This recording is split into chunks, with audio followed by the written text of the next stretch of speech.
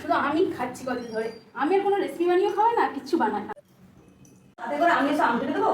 না, আম তো রোজই খাচ্ছি। দেখো, আম তো দুই বাড়িতে ভর্তি, আমের ফলন হয়েছে এবছর খুব। আম তো শুধু শুধু খাচ্ছি, কিন্তু অনেকদিন পিঠে খাওয়া হয় না। পিঠে খেয়েছি কিন্তু সেই পৌষ সংক্রান্তি, কোনো একটা পিঠে বানিয়ে খাওয়া। অনেকদিন পিঠে খাওয়া হয়। পুরস্কার তো বললো আম দিয়ে পিঠে বানিয়ে দিতে, কিন্তু ভাবছি আম দিয়ে কি পিঠে বানানো যায়।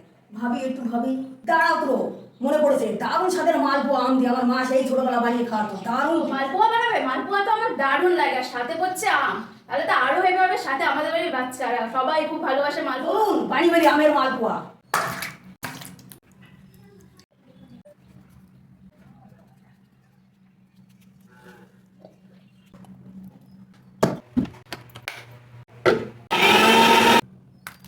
এক বাটি ময়দা, হাফ বাটি সুজি, বল বাটি চিনি, স্বাদ মতো লবণ, দুধ দিয়ে পুরো ব্যাটারটা মেখে নেব।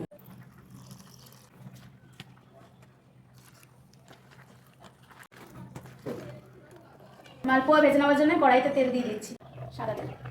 দেখুন মালপোয়ার ব্যাটার পুরো রেডি। চলুন মালপোয়াগুলো ভেজে নিই।